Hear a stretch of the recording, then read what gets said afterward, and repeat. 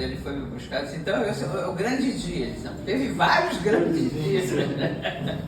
Talvez o primeiro grande dia foi quando você tomou a decisão de entrar por esse caminho de pesquisa. Porque até eu estava com medo. Porque achava uma coisa tão diferente, assim, né? Quando ele me propôs, eu disse... Não, ao mesmo tempo é fascinante, mas ao mesmo tempo eu fiquei com medo, assim, como é que a gente ia, né, traçar o caminho e tal. Então, eu acho que o trabalho do Sérgio é um expoente, assim, disso, de uma área, de uma sub-área da teologia que está crescendo cada vez mais, que é a área do diálogo entre a teologia e a literatura, a música, a poesia, né?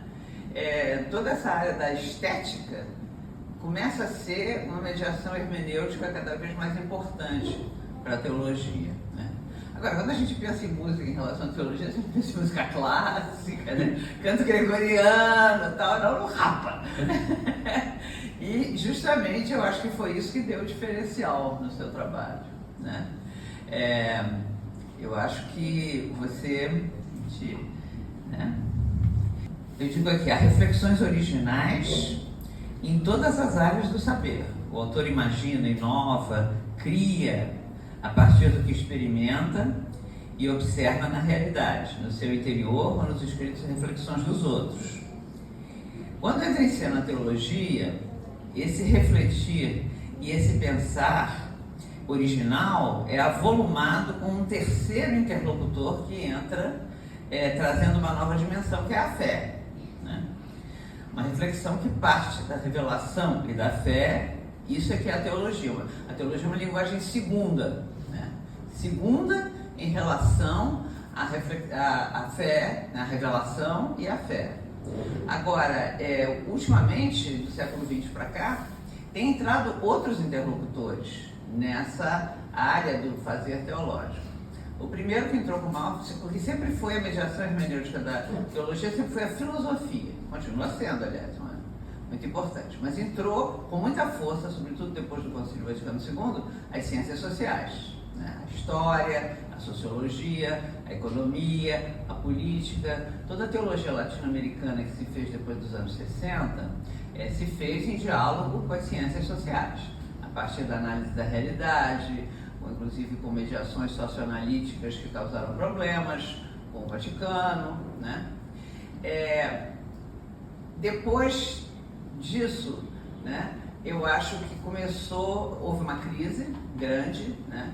Em 89, quando caiu o Muro de Berlim, caíram as utopias, o socialismo utópico ficou destroçado e o socialismo real parecia que tinha conhecido um fim. Eu acho que é um pouco simplista dizer isso, mas isso não é para a gente discutir essa noite, né?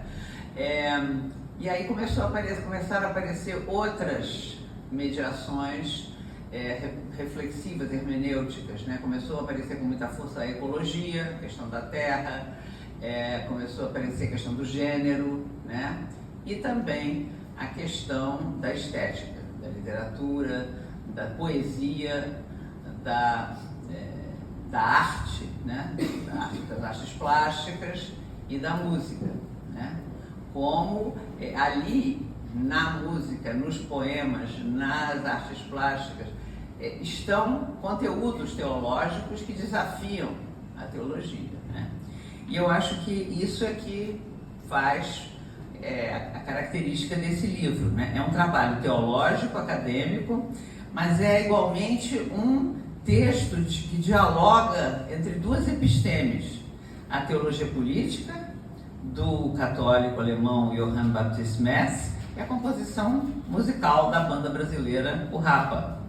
Conhecido pelo ritmo contundente, pelas letras questionadoras e agudas, que ao mesmo tempo que fazem arte, criticam fortemente o status quo, a opressão a que são submetidos os pobres nas cidades brasileiras, a violência na urbe, e na experiência da necessidade extrema que faz do cotidiano luta dura e diária, né? Então, num país como o Brasil, onde a memória não é tratada com muito carinho, às vezes é mesmo desprezada na construção da história e o ouvido falacioso apaga um passado que poderia denunciar crimes cometidos e impulsionar um presente e, sobretudo, um futuro mais justo, a teologia de Metz afirma que não existe fé sem memória, e memória subversiva.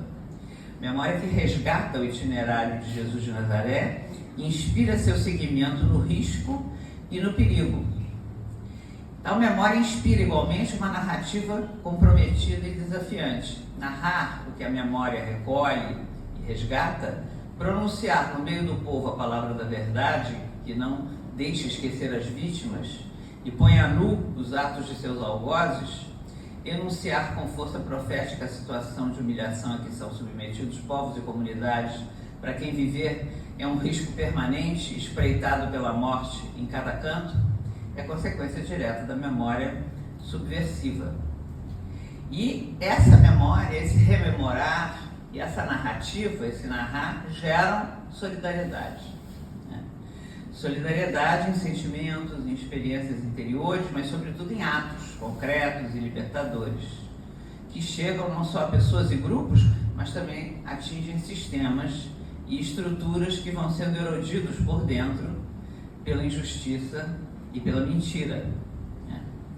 Então, tanto a teologia de Metz como a música do Rapa tem como vertebração, assim como espinha dorsal, uma mística de olhos abertos. Né? Eu gosto muito dessa expressão, mística de olhos abertos.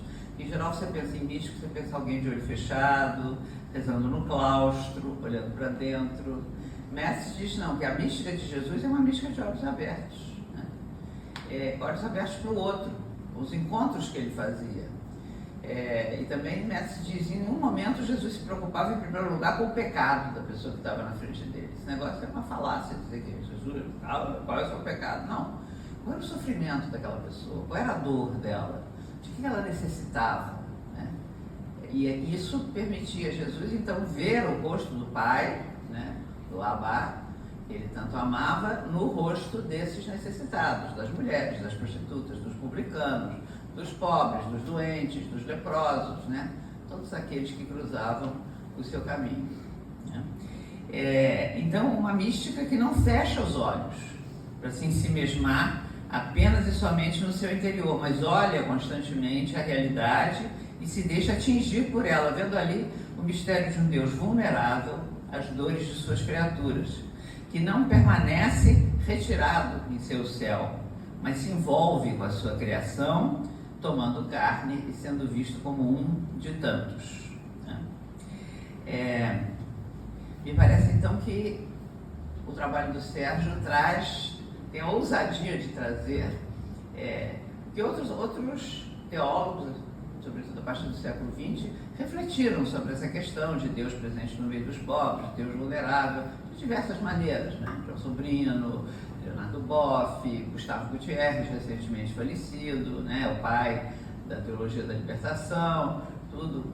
Mas eu acho que o que há de novo aí é trazer realmente, né, essa música popular, que não é a música popular brasileira que todo mundo conhece e que fez sucesso nos Estados Unidos, que é linda, eu gosto muito, né? Mas é uma música mais forte, né?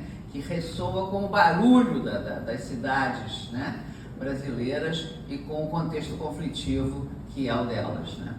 E isso aí deu uma liga boa, né?